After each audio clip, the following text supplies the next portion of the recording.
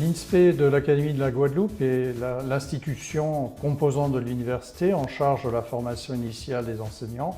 Nous organisons aussi des actions de formation continue et plus généralement, nous pouvons nous engager dans toute action qui vise à la formation de formateurs. Nous exerçons nos missions de concert avec les autres composantes du pôle Guadeloupe de l'université et la région académique de Guadeloupe. L'INSPE, c'est environ 35 formateurs, une vingtaine de personnels administratifs. Un tiers des heures des Master MEF sont effectuées par des personnels en charge d'élèves, ce qui apporte donc une liaison importante entre le terrain d'exercice et l'institution de formation.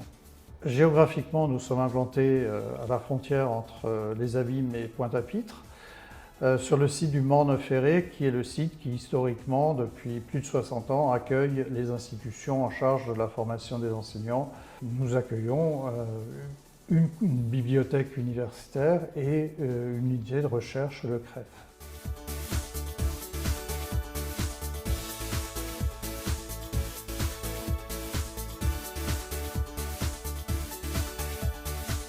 Nous accueillons actuellement environ 350 à 400 usagers par an, tant dans les Master MEF, métiers de l'enseignement, de l'éducation et de la formation, que dans des actions qui s'appellent la formation initiale statutaire des enseignants. Ce diplôme vise l'ensemble des activités d'enseignement au primaire, donc pour les enfants de 3 à 10 ans, ainsi que les activités d'encadrement visant la socialisation des jeunes enfants.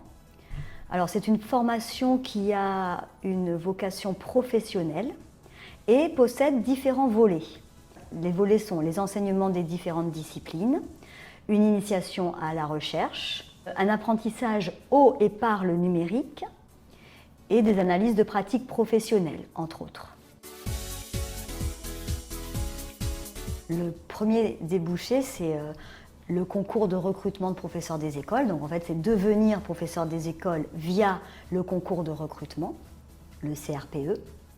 En cas d'échec à ce concours, un titulaire du master peut postuler en DU. Nous proposons un DU qui s'appelle « Se former au métier d'enseignant du premier degré » pour préparer encore le concours, ou bien alors postuler pour un poste d'enseignant vacataire du premier degré.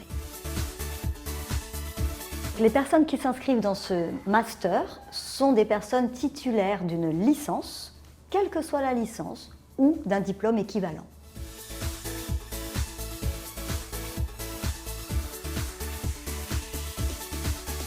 Le Master MEF second degré vise la préparation au concours d'être prof au second degré, en collège et en lycée, dans plusieurs disciplines scolaires.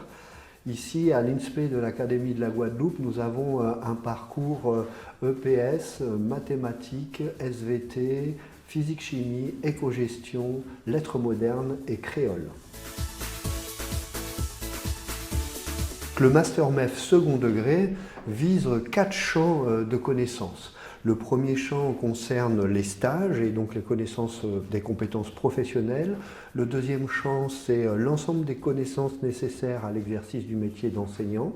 Le troisième champ, c'est une initiation à la recherche. Et enfin, le quatrième et principal champ concerne la préparation aux épreuves du concours, épreuves écrites et épreuves orales.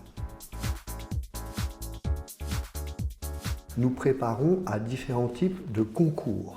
Un parcours EPS qui prépare au CAPEPS, un parcours de lettres, de créole, de maths, de SVT, de physique-chimie et également d'éco-gestion qui prépare aux différents concours du second degré dans les disciplines que je viens de citer. Les débouchés professionnels sont principalement de devenir enseignant, donc professeur de collège ou de lycée dans une discipline spécifique. Les publics qui peuvent s'inscrire au sein du Master MEF second degré doivent nécessairement avoir une licence universitaire dans la discipline qu'ils visent à travers le parcours qu'ils vont choisir. Autrement dit, il faut avoir des licences à l'université qui sont dédiées à la matière que je souhaite enseigner en tant qu'enseignant. Le Master MEF, encadrement éducatif, s'adresse à toute personne qui souhaite devenir conseiller principal d'éducation. Nous recevons un public assez varié. Nous avons des étudiants qui reviennent de licences de droit, de licences d'économie-gestion, de licences lettres modernes et également de licences sciences de l'éducation. Le parcours conseiller principal d'éducation s'organise autour de 3 blocs de compétences. Le premier bloc de compétences vise à construire l'identité professionnelle du CPE, acteur de la communauté éducative. Le second bloc permet de construire les compétences professionnelles du CPE, animateur de la politique éducative de l'établissement. À ce titre, il accompagne les élèves dans leur parcours de formation. Enfin, le troisième bloc permet une initiation à la recherche s'appuyant sur les périodes de stage, mais également sur l'analyse réflexive.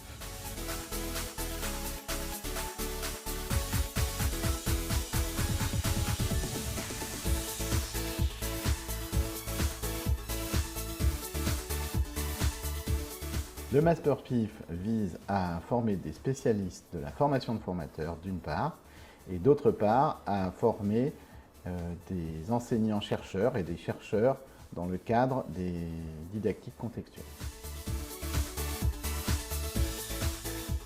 Le Master a une architecture particulière. Il y a un M1 commun, le M1 pratique ingénierie de la formation, qui donne des bases solides en sciences de l'éducation. Il se sépare ensuite en 2 parcours différenciés lors du M2, le M2 FFAP, formation de formateurs et analyse de pratique, qui forment des praticiens en analyse de pratique et spécialistes de la formation de formateurs. D'une part, et d'autre part, le M2 PIDC, pratique et ingénierie des didactiques contextuelles, qui forment des chercheurs en sciences de l'éducation, spécialistes des questions contextuelles. Pour le parcours FFAP, les débouchés professionnels sont les métiers de la formation, notamment les métiers de la formation de formateurs.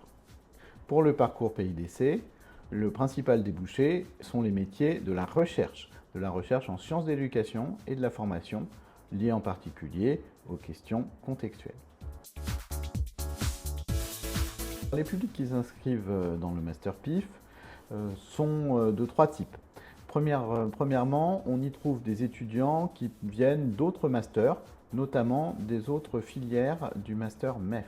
On a également un bon nombre de personnes qui sont des professionnels de l'éducation ou d'autres secteurs. Les autres secteurs représentés sont les secteurs de la santé. Les cours ont lieu en cours du soir uniquement et éventuellement le samedi matin, de manière à ce que les professionnels puissent suivre ces formations.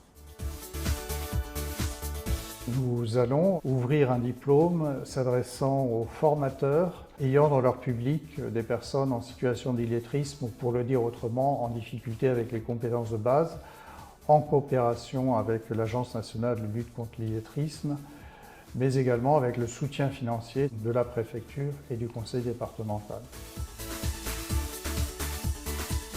Si vous voulez devenir enseignant du second degré, donc en collège et en lycée, nous serons ravis de vous accueillir, de vous aider au mieux pour préparer votre concours et construire des compétences professionnelles pour exercer votre futur métier.